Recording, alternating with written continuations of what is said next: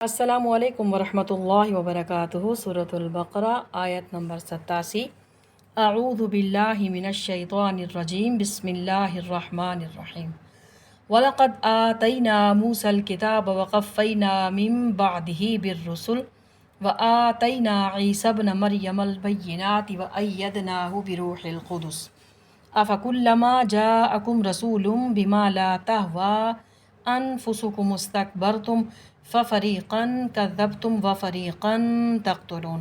وَلَقَدْ اور البتہ آتَيْنا ہم نے دی موسیٰ حضرت موسیٰ الکتابہ کتاب اور قفینا ہم نے پے در پے بھیجے من بعدی اس کے بعد بالرسل رسول آتینا اور ہم نے دی عیسیٰ حضرت عیسیٰ ابنا بیٹا مریم البیناتی کھلی نشانیاں اور ایدناہ اس کی مدد کی بروح القدس روح القدس کے ذریعے افکلما کیا پھر جب جاءکم آیا تمہارے پاس رسول کوئی رسول بما اس کے ساتھ جو لا نہیں تہوا چاہتے انفسکم تمہارے نفس استکبرتم تم نے تکبر کیا ففریقاً سو ایک گروہ کذبتم تم نے جھٹلایا وفریقاً اور ایک گروہ تقتلون تم قتل کرنے لگتے۔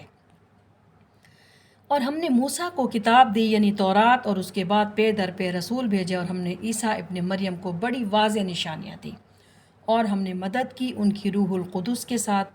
پھر بھلا کیا جب بھی آیا تمہارے پاس کوئی رسول وہ چیز لے کر جو تمہاری خواہشات نفس کے خلاف تھی تو تم نے تکبر کیا، پھر ایک جماعت کو تم نے جھٹلایا اور ایک جماعت کو قتل کر دیا۔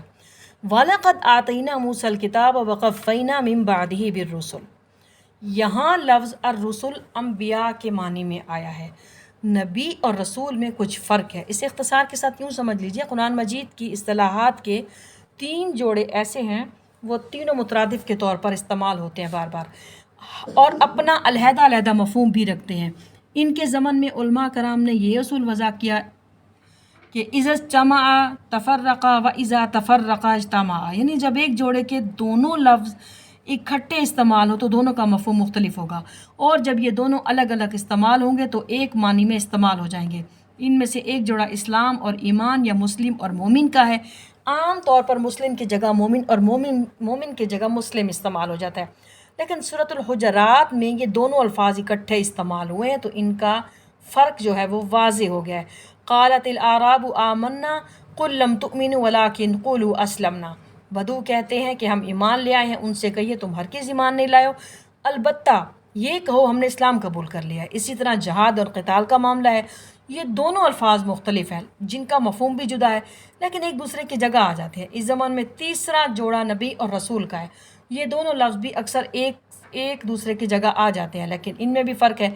ہر نبی رسول نہیں ہوتا اور البتہ ہر رسول لازماً نبی ہوتا ہے، یعنی نبی عام ہے اور رسول خاص ہے۔ نبی کو جب کسی خاص قوم کی طرف معین طور پر بھیج دیا جاتا ہے تب اس کی حیثیت رسول کی ہو جاتی ہے، اس سے پہلے اس کی حیثیت انتہائی اعلیٰ مرتبے پر فائز ایک ولی اللہ کی ہے جس پر وحی نازل ہو رہی ہے۔ عام ولی اللہ میں اور نبی میں فرق یہی ہے کہ نبی پر وحی آتی ہے، ولی پر وحی نہیں آتی، لیکن کسی نبی کو جب کسی معین قوم کی طرف مبعوث کر دیا جاتا ہے تو پھر وہ رسول ہو جاتا ہے۔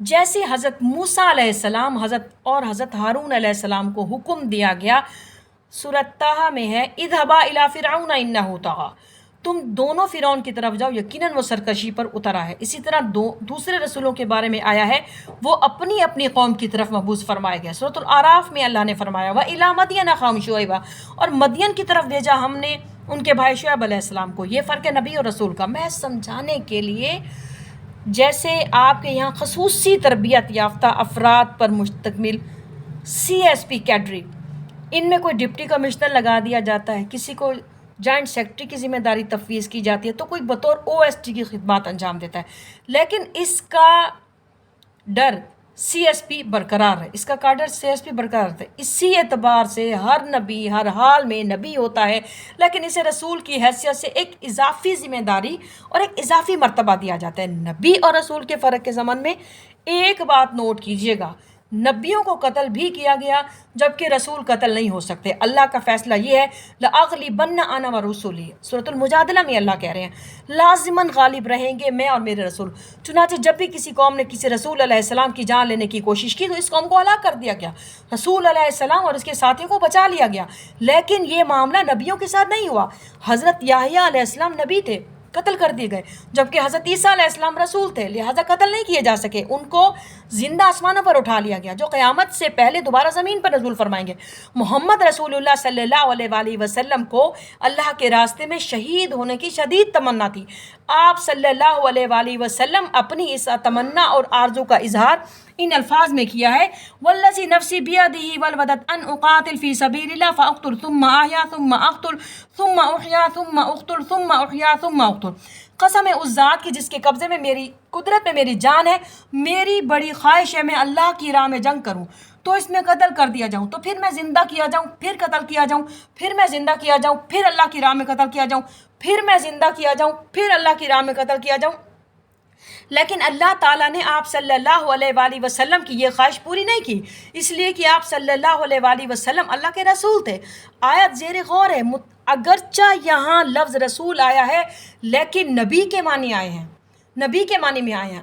حضرت صلی اللہ علیہ وآلہ وسلم نے اللہ سے 3 بار کہا کہ میں قتل کیا جاؤں اور میں مر جاؤں، اپنی خواہش یعنی کہ اظہار محبت اور اظہار عشق میں وہ کہہ رہے ہیں اللہ سے، 3 بار انہوں نے کہا، لیکن اللہ نے ان کی یہ بات پوری نہیں کی۔ وَقَفَّيْنَا مِنْهُمْ مِنْ بَعْدِهِ بِالرُّسُلِ، اور ہم نے موسیٰ علیہ السلام کے بعد لگاتار پیغمبر بھیجے۔